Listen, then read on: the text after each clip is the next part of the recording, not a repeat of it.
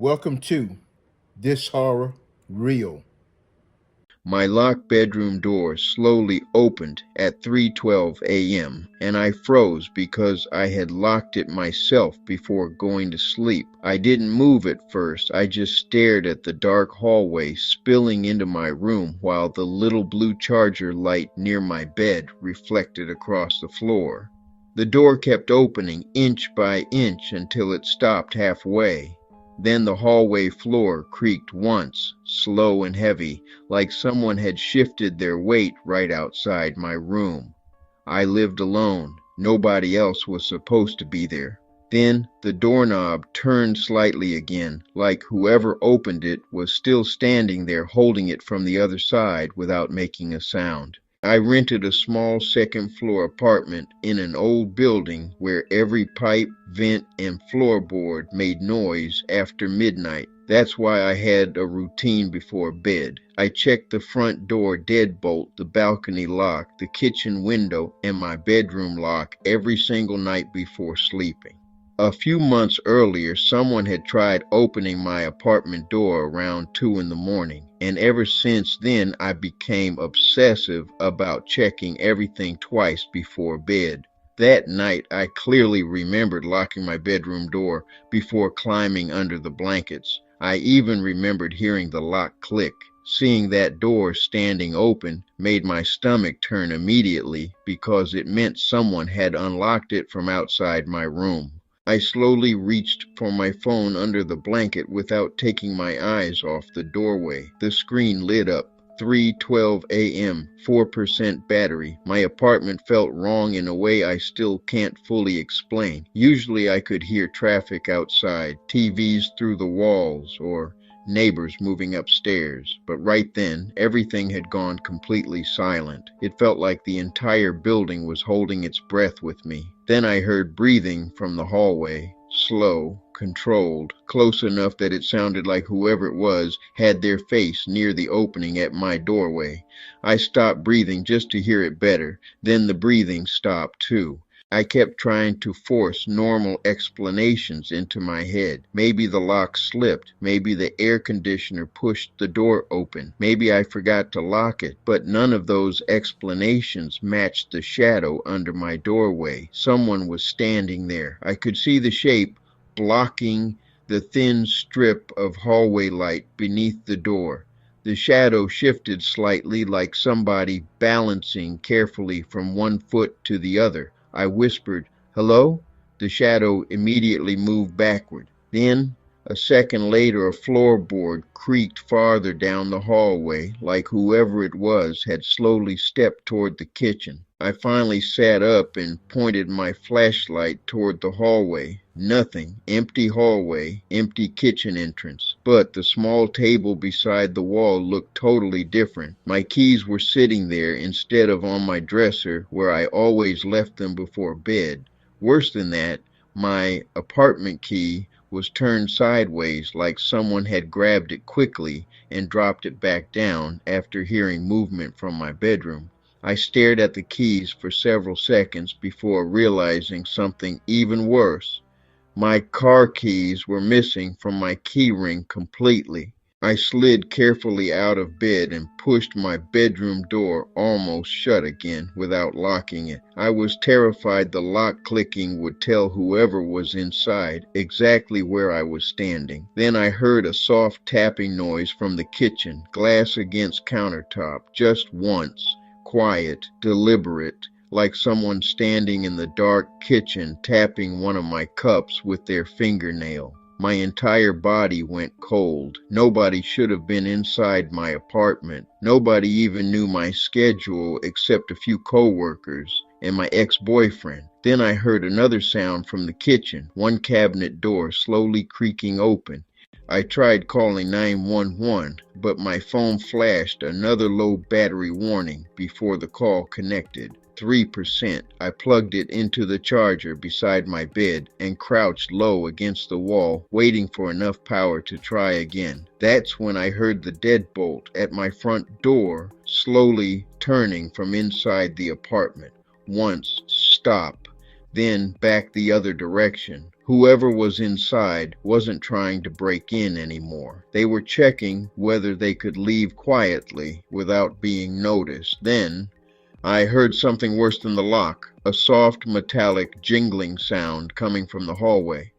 My missing car keys. My bedroom doorknob slowly twisted downward from the hallway side again. I watched it move inch by inch before the door drifted open wider than before. I grabbed the lamp from my nightstand because it was the only thing close enough to use as a weapon. The door stopped halfway open. I couldn't see a face, I couldn't see a body, but I saw fingers curled tightly around the edge of the door. Pale fingers, completely motionless. Whoever it was stayed there silently for several long seconds before slowly letting go. Then the door opened another inch wider by itself. I backed into the corner beside my closet while my phone charged beside the bed. Then someone whispered my name from the hallway. Quiet, calm, familiar enough to make my chest tighten immediately. It sounded almost like somebody trying to imitate a voice I trusted. I stayed completely silent while staring toward the doorway. Then the voice whispered again, slightly closer this time. I know you're awake. My heart skipped a beat because the voice sounded almost identical to my ex-boyfriend's voice, except slower and flatter, like someone practicing how he talked after hearing him enough times. That's when I noticed my closet door behind me was cracked open too. I knew I had shut it before bed because I'd pushed my shoes against it earlier out of habit. Now one shoe had been moved carefully across the carpet, not kicked, placed. The toe pointed directly toward my bed.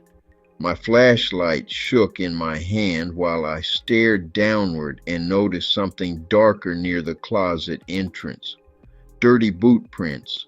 Large boot prints leading slowly out from inside the closet toward my bed. That was the moment I realized the hallway might not have been where the person started. My chest tightened so hard it hurt. Whoever opened my bedroom door might not have entered from outside my room at all. They could have already been hiding inside my apartment before I ever fell asleep. Then I remembered something that made my stomach turn immediately. Earlier that night, after getting home from work, I thought I heard movement from my bedroom closet while changing clothes.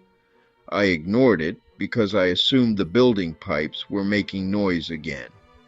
Now I realized the closet door had already been cracked open back then too. Whoever was inside may have watched me walk around my apartment for hours before I even went to bed. I stopped thinking and ran. I shoved my bedroom door open so hard it slammed into the hallway wall. The apartment looked empty, but my kitchen light was on now, even though I never touched the switch. One cabinet door stood halfway open too. My front door was still locked, but the chain hung loose, like somebody had already touched it recently. I unlocked everything with shaking hands and sprinted barefoot into the apartment hallway. Right before I reached my neighbor's door, I heard something behind me. Fast footsteps, not walking, running, straight toward my apartment entrance from inside.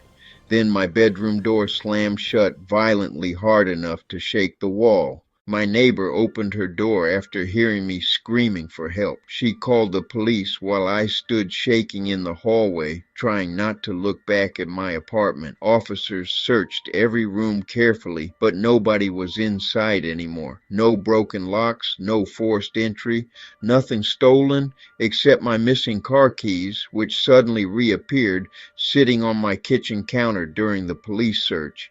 Then one officer stopped beside my closet and asked why it smelled strongly like cigarettes inside. I don't smoke. That's when my neighbor quietly mentioned she'd seen a tall man leaving my apartment hallway earlier that night carrying my keys in his hand. She assumed he lived with me because he walked out calmly like he belonged there. Then she said something worse. She saw him go back inside around 20 minutes later. The police told me someone probably copied my key, maybe maintenance, maybe someone who learned my routine over time. I changed the locks the next morning and moved out less than 2 weeks later. But there's one thing I still can't explain. After charging my phone fully the next day, I found a video in my camera roll recorded at 2:58 a.m. I never filmed it. The video was 10 seconds long and recorded from inside my bedroom closet, pointed directly toward my bed while I slept. For the first few seconds, nothing moved. Then my locked bedroom door slowly opened from the hallway side.